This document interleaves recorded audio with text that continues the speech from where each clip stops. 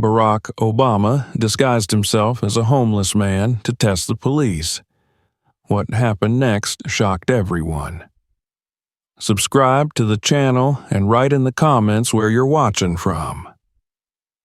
The evening news cast a dim glow over the living room as Barack Obama sat in his favorite chair, his fingers interlaced and his expression unreadable.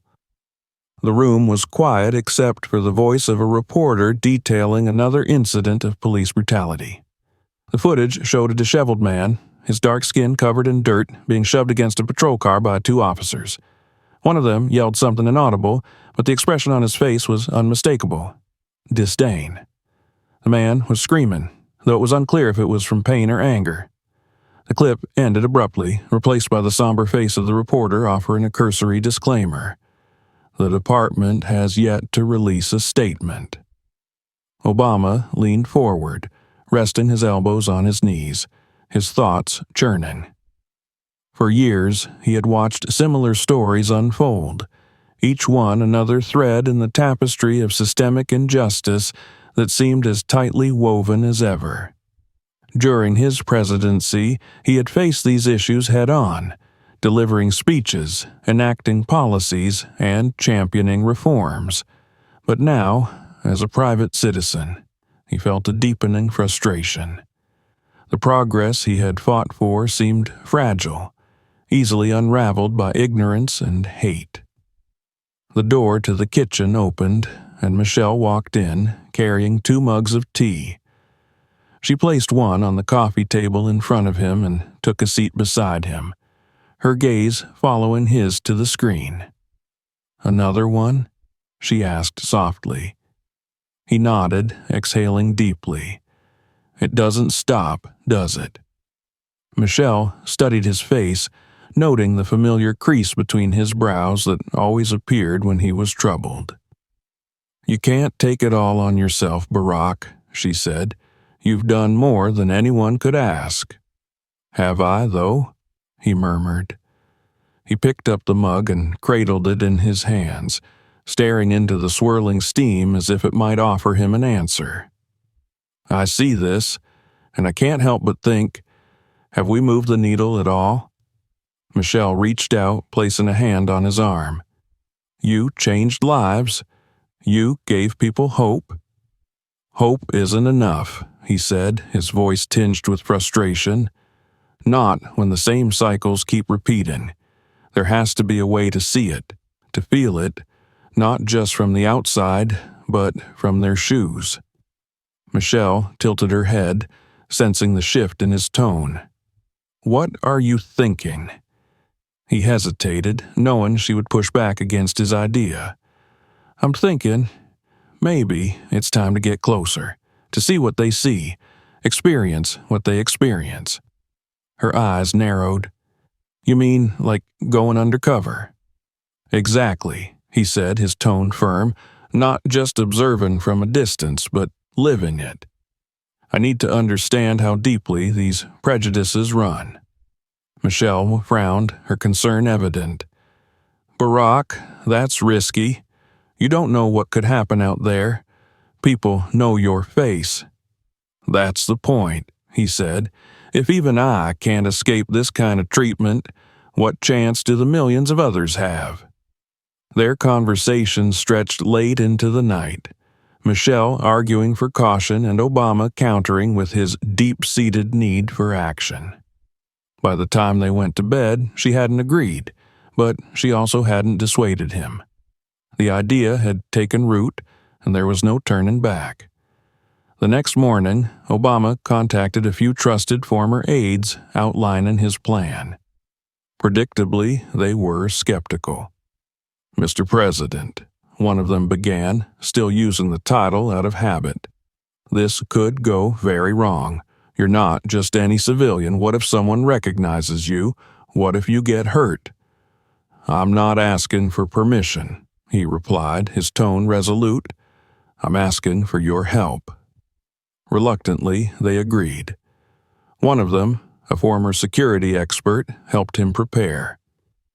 A week later, Obama stood in front of a full-length mirror in a nondescript hotel room, examining his reflection. His usually immaculate appearance was gone. His face was roughened with a mix of dirt and makeup, and his hair was dusted with streaks of gray. His clothes, a second-hand coat with a tear in the sleeve, scuffed boots, and a stained shirt, completed the transformation. He adjusted the hood of his jacket, pulling it over his head. Even to himself, he looked unrecognizable. For the first time in years, he felt invisible. As he stepped out onto the bustling streets, the city swallowed him whole. The first few hours passed uneventfully. People brushed past him without so much as a glance, their eyes sliding over him as if he were a part of the concrete. He wandered aimlessly, blending into the crowds of workers, tourists, and street performers. Eventually, he found himself in a small park where clusters of homeless individuals huddled together on benches or under makeshift shelters. He approached cautiously, unsure how to start a conversation. A man in his 60s, with a grizzled beard and weathered skin, noticed him lingering and waved him over. "First time out here?" the man asked, his voice rough but not unkind. Obama nodded, lowering himself onto the bench. "Yeah, name's Barry." The man chuckled, revealing a gap-toothed grin. "Walter. Stick close, Barry. These streets ain't kind to anyone, but they're especially rough on guys like us." "Like us?" Obama asked, though he knew what Walter meant. Walter gestured vaguely toward the street where a patrol car cruised by. Black, broke, and in the way. That's all they see. As the evening wore on, Walter shared stories of his life on the streets, painting a grim picture of survival. The indifference of passers-by, the hostility of businesses, the constant threat of violence. It was a world far removed from the corridors of power Obama once occupied. When night fell, the temperature dropped sharply. Walter led Obama to a spot under an overpass where a small group had gathered around a trash can fire. They offered him a place to sit, their conversation quiet and guarded. For the first time in years, Obama felt an overwhelming sense of vulnerability. The sound of footsteps echoed from the street above, drawing their attention. Two figures appeared, teenagers armed with rocks. They jeered at the group, hurling insults and stones. One struck the side of the overpass near Obama, scattering shards of concrete. Walter stood, his hands raised. "We don't want trouble," he said firmly. The teenagers laughed, retreating only when the wail of a police siren cut through the air. But the relief was short-lived. As the patrol car approached, the officers inside slowed to a crawl, their faces shadowed but their intent clear. Obama's heart raced as one of the officers rolled down the window. "You lot better clear out," the officer barked, "unless you're looking for a trip downtown." Walter muttered under his breath, gesturing for the group to disperse. Obama followed, his pulse pounding. He had barely begun his experiment, and already the cracks in the system were glaringly visible. The night stretched on, cold and restless. As Obama lay awake under the overpass, listening to the hum of the city above, he realized that this was only the beginning. Tomorrow would bring new challenges, new indignities, and a deeper understanding of a world he had only glimpsed from afar. The city woke slowly, its streets bathed in the muted gray light of dawn. Under the overpass, the chill of the night still lingered, clinging to the concrete and creeping through the thin layers of clothing worn by those who sought refuge there. Barack Obama stirred from his makeshift bed, a piece of flattened cardboard and a threadbare blanket that Walter had lent him. His back ached, his muscles protested, but he remained still, listening to the quiet sounds of the city coming to life above. Walter was already up, crouched near the dying embers of last night's fire. He glanced over at Obama, his expression unreadable. "You'll get used to it," he said, his voice roughened by years of hardship. "Or you won't. Either way, it doesn't change." Obama nodded, pulling himself to his feet. The stiffness in his joints was a stark reminder of how far removed he was from his former life. He dusted off his clothes, though the effort was mostly symbolic. The grime of the streets clung to him, a constant presence.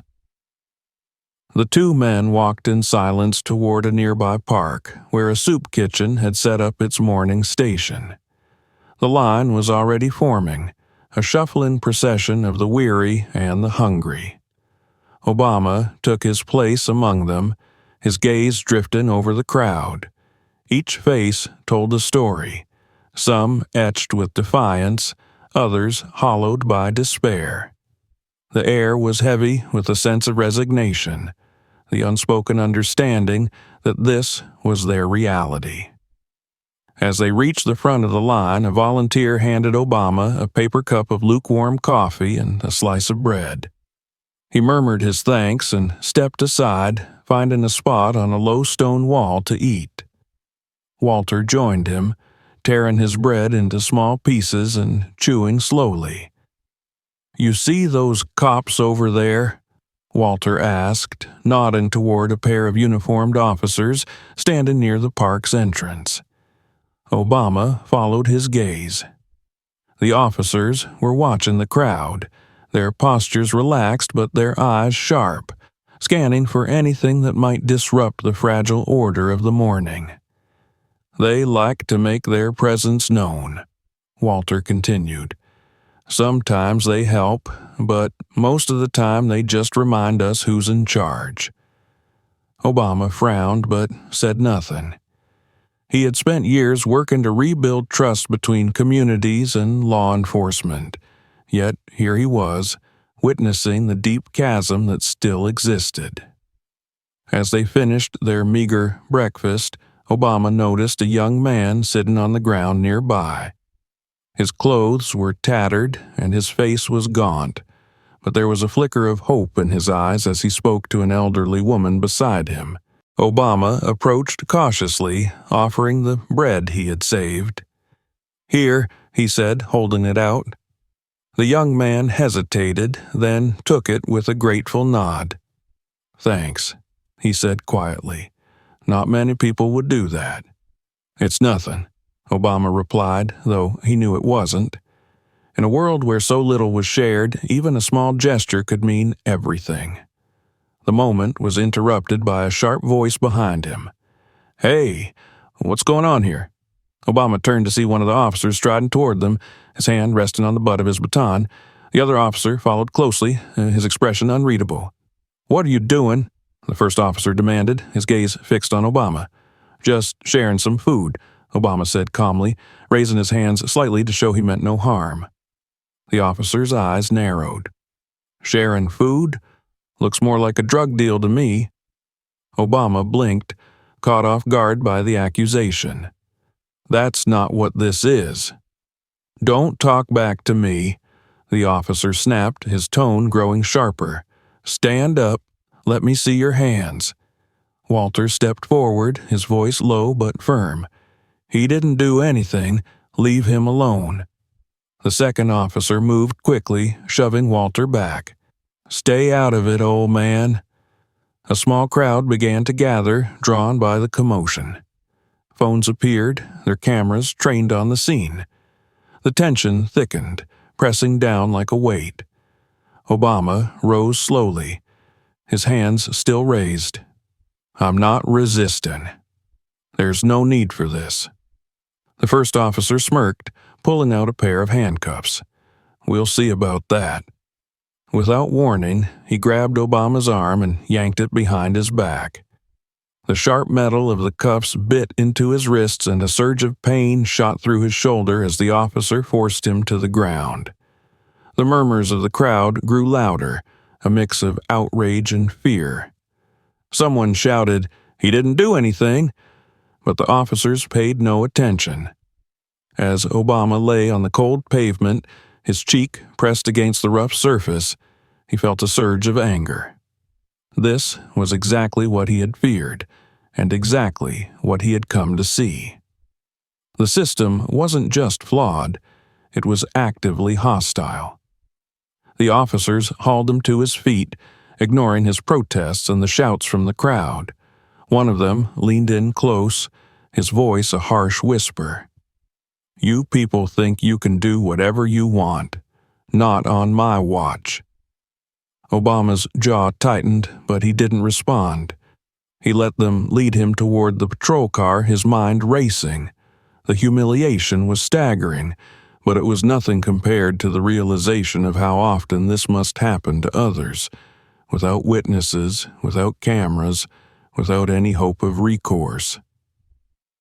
As they drove him to the station, the officers exchanged casual remarks, ignoring him entirely.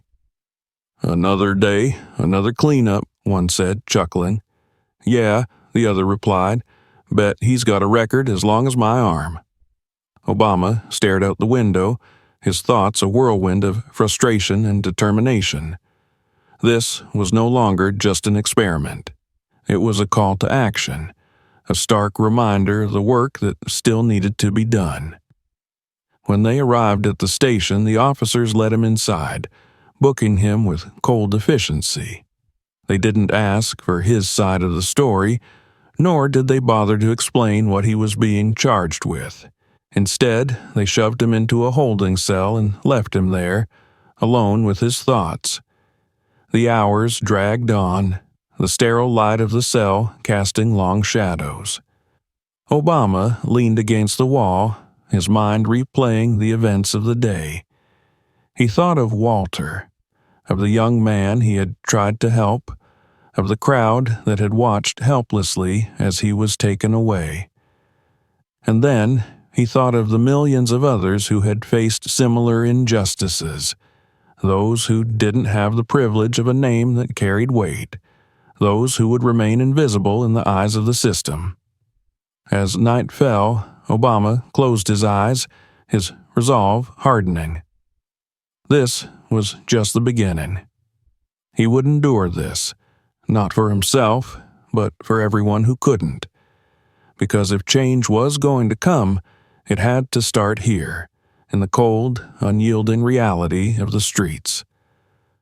The fluorescent lights in the holding cell flickered, casting a pale, sterile glow across the chipped concrete walls.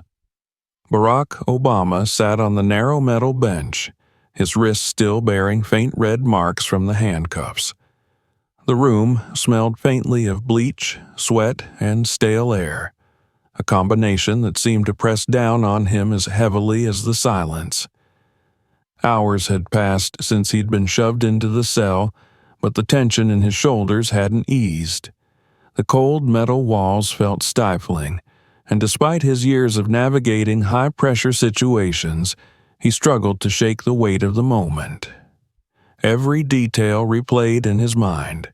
The officers' sneering remarks, the flash of camera phones capturing his humiliation, the cold pavement scraping against his skin as they pinned him down.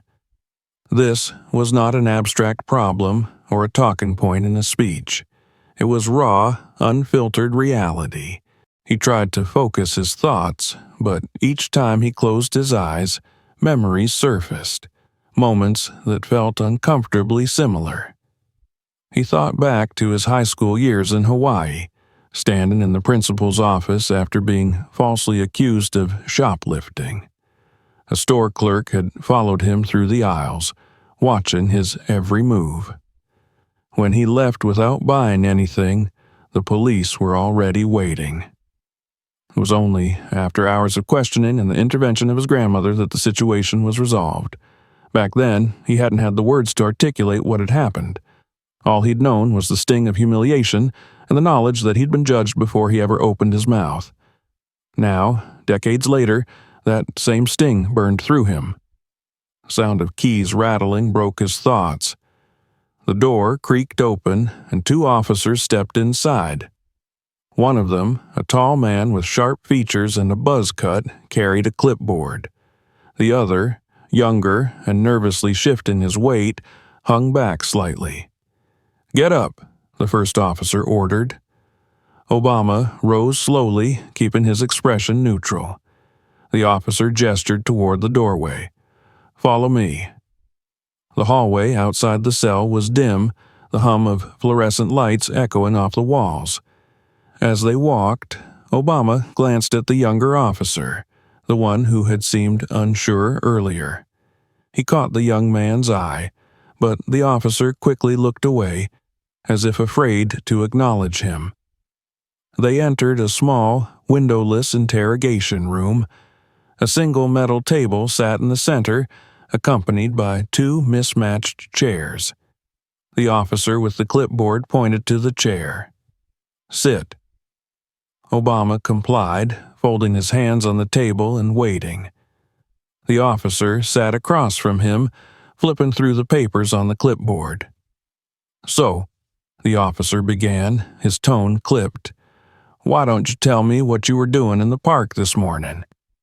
"Helping someone," Obama replied evenly.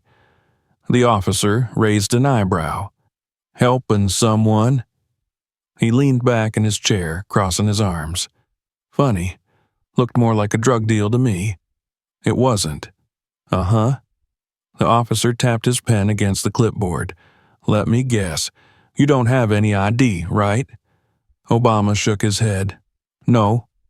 The officer smirked. "Of course not. And I'm supposed to just take your word for it?" Obama felt his patience fraying but kept his voice steady. "You can check my fingerprints. You'll see there's nothing on my record." "Maybe," the officer said. "Or maybe we find something you forgot about. Either way, we'll figure it out." The younger officer shifted uncomfortably in the corner, his eyes darting between Obama and his partner.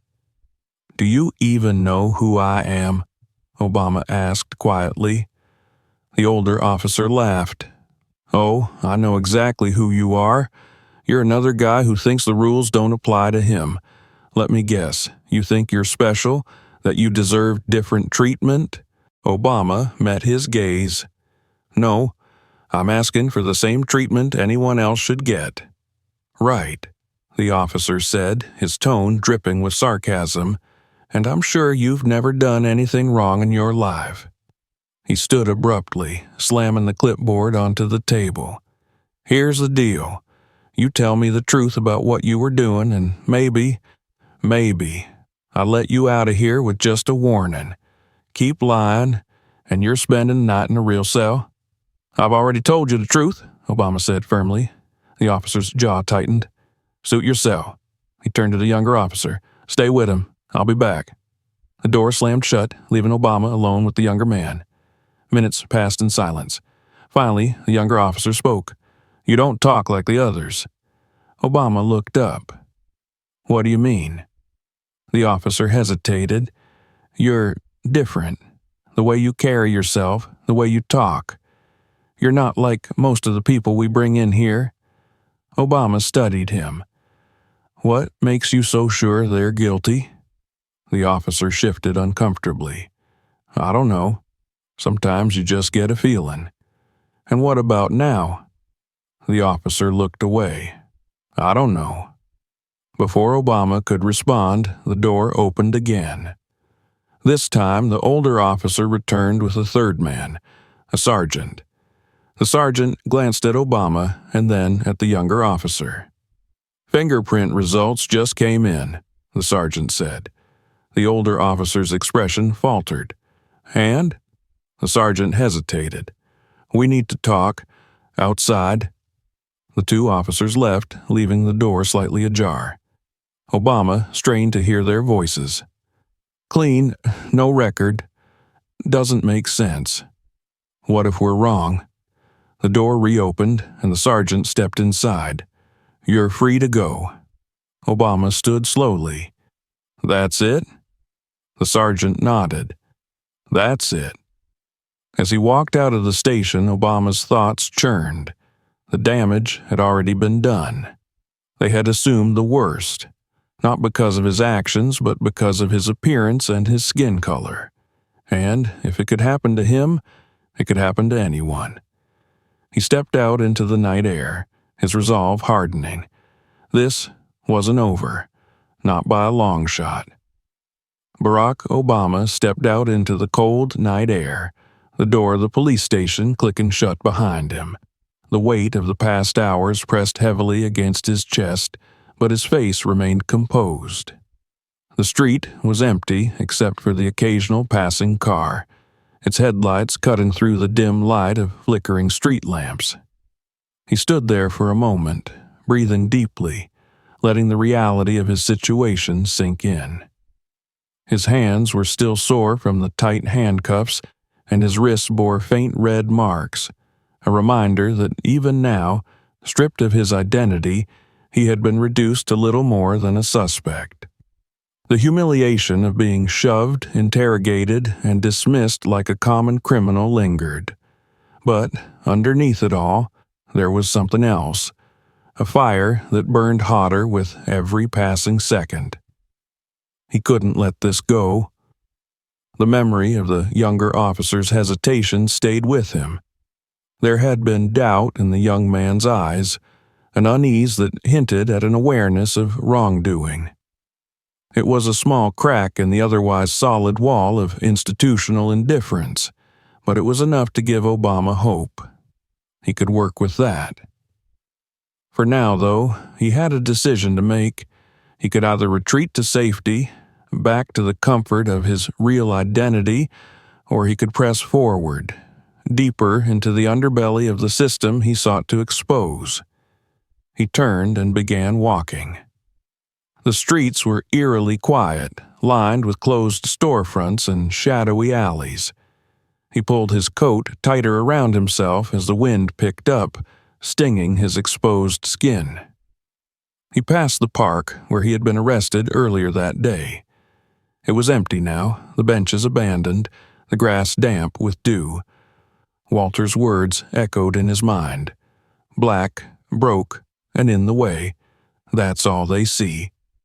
He resolved to find Walter first. The older man had shown him kindness when no one else had, and Obama wasn't about to leave him behind.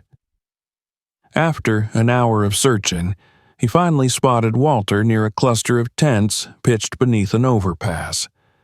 The man looked up as Obama approached, his eyes narrowing in recognition. "Barry?" Walter stood, brushing dirt from his clothes.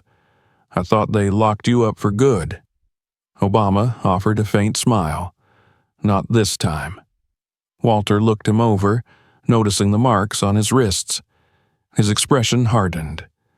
"They did a number on you, huh?" "It's not the first time," Obama admitted, lowering himself onto a nearby crate. "Probably won't be the last." Walter grunted, shaking his head. "You're lucky, you know. Most of us don't walk out of there in one piece." Obama nodded, his gaze drifting to the tents around them. "It's not right," he said quietly. "None of it." Walter let out a bitter laugh. "You think we don't know that? Problem is, no one listens. They see us as dirt, something to step over or wash away. Maybe it's time someone made them listen." Walter frowned, studying him. "What are you talking about?" Obama hesitated, the weight of his secret pressing against him. He had kept it hidden this long, but the time for secrecy was over. "I need to tell you something," he said finally, "and I need you to keep an open mind." Walter leaned back, crossing his arms. "All right, I'm listening." Taking a deep breath, Obama reached into his pocket and pulled out his ID, the one he had hidden beneath the lining of his coat before going undercover. He placed it on the crate between them and waited. Walter squinted at the card, then looked back at Obama. "Is this a joke?" "It's not," Obama said. "That's me." Walter's eyes widened as a realization set in. He picked up the ID, turning it over in his hands as if expecting it to disappear. "No way." "It's real," Obama said softly. "I was president. Now I'm just trying to understand what's happening out here, what people like you go through every day." Walter dropped the card as if it burned him. You You're serious?" Obama nodded. For a long moment, Walter said nothing. Then he laughed, short, sharp, and disbelieving. "I don't know whether to be impressed or pissed off," he said finally. "You're telling me you came out here on purpose? To get arrested? To what? Prove a point?" "To understand," Obama corrected. "And to change it." Walter shook his head. "Man, you're crazy." But there was something in his voice. Something that wasn't anger. Hope. "What now?" Walter asked. "Now," Obama said, "we go back to the station." Walter's eyebrows shot up. "Are you nuts? They'll lock you up again." "Not this time." The police station looked different in the daylight, less ominous, but no less unwelcoming. Obama stepped inside, his shoulders squared and his expression resolute. Walter followed closely behind, his unease evident. The receptionist looked up, her eyes widening in recognition. She leaned toward the microphone at her desk. "Chief," she said, her voice shaken, "you need to come out here, now." Minutes later, the station's commanding officer emerged, his face pale. "Mr. Obama," he stammered, "what are you doing here?" "We need to talk," Obama said. The officer nodded quickly, gesturing for them to follow him into his office. Inside, Obama laid it all out. He described his arrest, the treatment he'd endured, and the systemic issues he'd witnessed firsthand. He spoke not as a victim, but as a leader, his words measured and deliberate. "This isn't about me," he said finally. "It's about the people who don't have a voice. People like Walter, who are treated like criminals just for existing. It has to stop." The chief sat silently for a moment, then nodded. "You're right. It does." Obama wasn't naive enough to believe that one conversation would fix everything, but it was a start. By the time he and Walter left the station, the sun was beginning to set, casting long shadows across the street. "You really think they'll listen?" Walter asked. Obama looked at him, his expression calm but determined. "They don't have a choice." As they walked back toward the overpass, Obama's thoughts turned to what came next. The fight was far from over. If anything, it was just beginning. But now, he had something he hadn't before. A first-hand account of the system's failings and a renewed sense of purpose. He glanced at Walter, who walked beside him with a new spring in his step. Maybe change was possible after all, and this time Obama wouldn't stop until it happened. Barack Obama sat in the back of a dimly lit office, the hum of fluorescent lights overhead and the low murmur of voices creating an undercurrent of tension. A team of advisors, familiar faces from his presidency and trusted confidants, were seated around the long conference table, their expressions a mixture of concern and determination. He had arrived back in the city only hours ago, but the weight of his experience lingered like an unwelcome shadow. Walter and the others he had met on the streets were still fresh in his mind, their faces etched with exhaustion and resignation. They didn't have the luxury of walking away from their reality, and neither would he. The air in the room thickened as Obama leaned forward, placing his palms on the table. His eyes moved from one face to another, absorbing the unspoken questions before speaking. "This isn't just about what happened to me," he began, his voice calm but firm. "It's about the millions of others this happens to every day, the ones who don't have cameras recording or names that command attention. It's about the fact that the system isn't broken. It's functioning exactly the way it was designed, to intimidate, to control, and to exclude." A murmur of agreement rippled through the room, but one of the younger advisors, Amira, a policy strategist he'd recruited during his presidency, leaned forward, her brow furrowed. What you're proposing, turning this into a national movement, means stepping back into the spotlight in a way we haven't prepared for, she said carefully. It won't just be about police reform. It'll be about race, inequality, poverty, all the things people avoid talking about. And not everyone's going to be on our side. Obama met her gaze. That's exactly why we have to do it. The silence that followed wasn't one of hesitation, but of resolution. They all knew what was at stake. Within hours, the plan was in motion. Press releases were drafted, interviews were scheduled, and social media campaigns were prepared. But the most critical piece was Obama's public address, the moment where he would tell his story and demand change. The day of the press conference dawned gray and overcast. The venue was packed with reporters, their cameras and microphones poised, ready to capture every word. Outside, a crowd had gathered, holding signs that ranged from messages of support to angry slogans denouncing the police. Obama stepped onto the stage, his presence commanding attention even before he spoke. He adjusted the microphone, letting the quiet anticipation settle before he began. I stand before you today not as a former president, but as a man who has experienced firsthand the injustices that too many face in this country, he said. He recounted the events of his arrest, the accusations, the physical restraint, and the humiliation.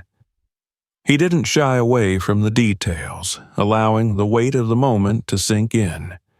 But then he shifted focus, widening the lens to include the countless others whose voices had been silenced. This is not about one incident. It's about a pattern. A system that assumes guilt based on the color of your skin. A system that dehumanizes those it was meant to protect. And it's about what we're going to do to change it. His words hung in the air, sharp and unrelenting. Cameras flashed, capturing the intensity in his eyes. We need accountability, he continued, not just for the officers involved in my case, but for every institution that has allowed this culture to thrive. And we need reforms, real reforms, that protect the most vulnerable among us, not just the privileged. The room erupted into questions as soon as he stepped away from the podium. Reporters shouted over each other, demanding statements about specific policies and plans. But Obama didn't linger. He left the stage, his mind already focused on the next steps. The fallout was immediate. The video of his arrest went viral, sparking protests across the country. Crowds flooded city streets, demanding police accountability and justice reform.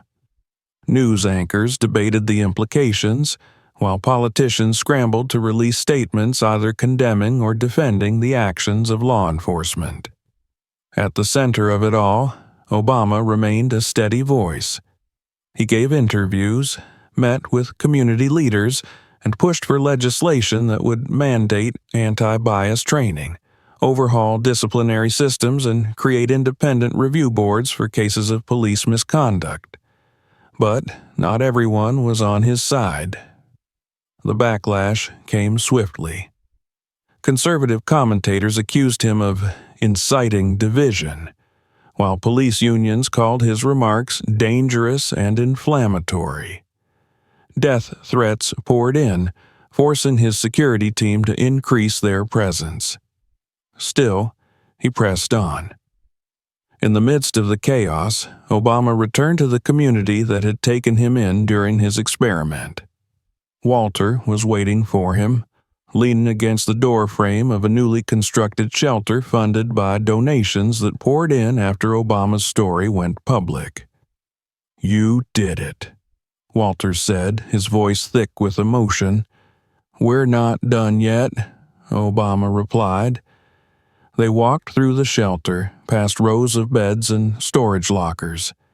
Volunteers bustled around, distributing food and supplies. Children played in a small corner that had been set up with books and toys.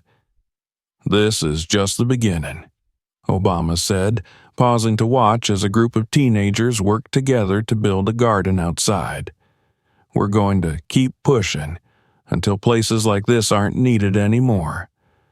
Walter nodded, but his eyes betrayed a flicker of doubt. "And if it's not enough?" Obama turned to him. "Then we keep going, no matter how long it takes." The weeks stretched into months. The legal battle against the police department intensified as more witnesses came forward.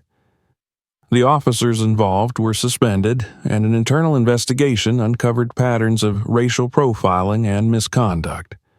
Obama's campaign expanded beyond the city, sparking conversations about systemic racism in schools, workplaces, and healthcare systems. But the work was exhausting. Late nights and early mornings blurred together. At times, the enormity of the task felt overwhelming, but Obama drew strength from the people he had met. Walter, the young man in the park, and the countless others who had shared their stories.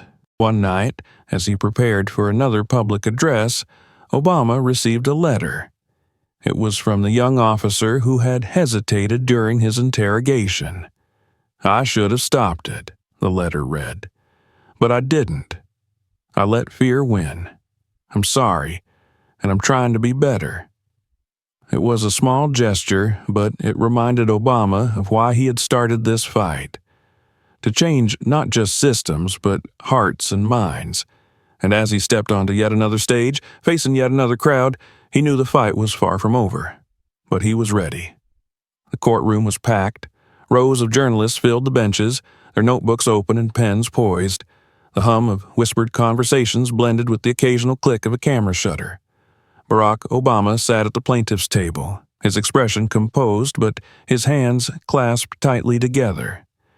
The weight of the moment pressed against him, heavy but familiar, a pressure he had faced countless times in the past. Today felt different, though. Across the room, the defense attorneys sat stiffly, their polished suits and confident postures barely concealing the tension that hung in the air. The airline executives and police department representatives avoided looking at Obama, their eyes fixed instead on the judge who now entered the room. All rise. The collective sound of chairs scraping against the floor filled the space as everyone stood. The judge settled into her seat and surveyed the room before gesturing for them to sit. Her presence commanded attention, and the room fell silent. "This court has reviewed the evidence presented and considered the testimonies given over the course of this trial," she began, her voice steady. "What we have witnessed is not just an isolated incident, but a reflection of broader systemic failures. Failures that have persisted despite repeated calls for reform." Obama kept his gaze fixed on her, his heart pounding. "In light of the evidence and testimonies, this court finds the defendants guilty of discriminatory practices, abuse of authority, and gross misconduct," the judge announced. Gasps rippled through the courtroom, followed by murmurs and hurried scribbles from reporters. The defense attorneys sank into their chairs. The judge continued, her voice cutting through the noise.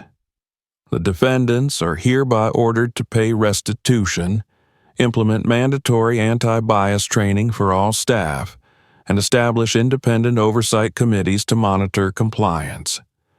Furthermore, the officers involved in the arrest are to be suspended pending further investigation." A murmur of approval swept through the room. Obama exhaled slowly, the tension in his shoulders finally releasing. It was a victory, but as the applause grew, he couldn't help but feel the bitterness that lingered beneath it. This wasn't the end. It wasn't even close. In the weeks that followed, the ruling sparked a wave of reactions across the country. News outlets replayed clips of Obama's arrest and his courtroom testimony. Protesters took to the streets, demanding broader reforms. Social media exploded with hashtags, debates, and calls for action. The airline issued a public apology, its CEO standing behind a podium and promising sweeping changes.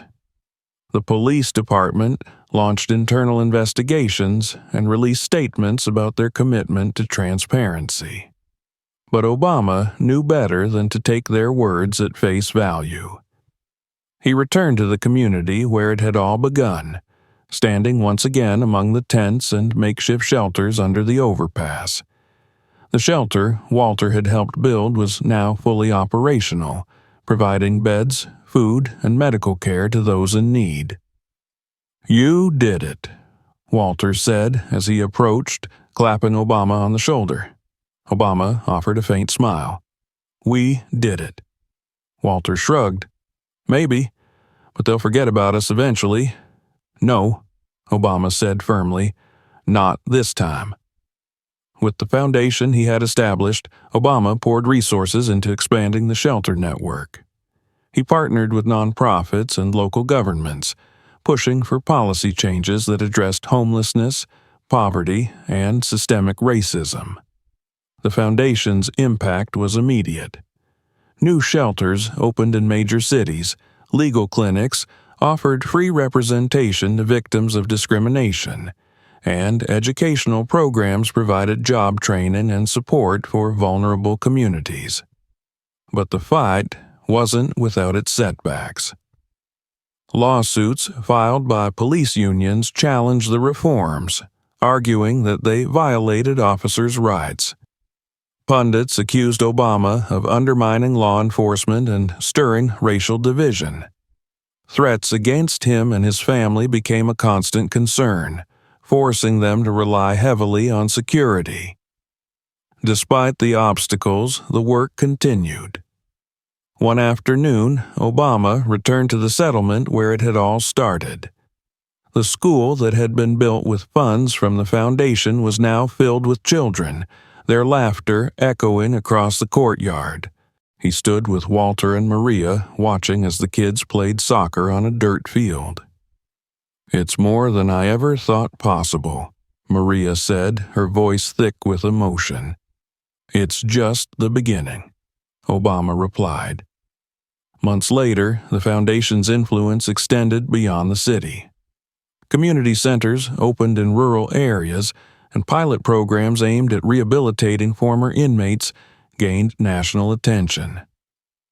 Obama traveled from state to state, meeting with activists and lawmakers, pushing for broader reforms, and yet the work often felt endless.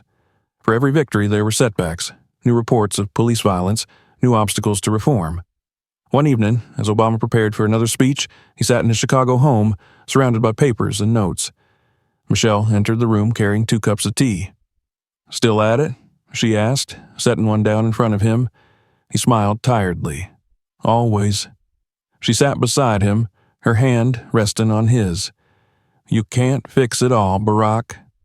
"I know," he said quietly, "but I have to try." Michelle squeezed his hand. "And you will. You already have." The following day, Obama took the stage at a rally addressing a crowd of thousands. His voice rang out, steady and unwavering. "We cannot be silent," he said. "We cannot wait for change to come from the top down. We have to build it from the ground up. Together." The crowd erupted in applause, but as Obama stepped away from the podium, his thoughts were already on the next steps. The fight for justice wasn't over. It never would be.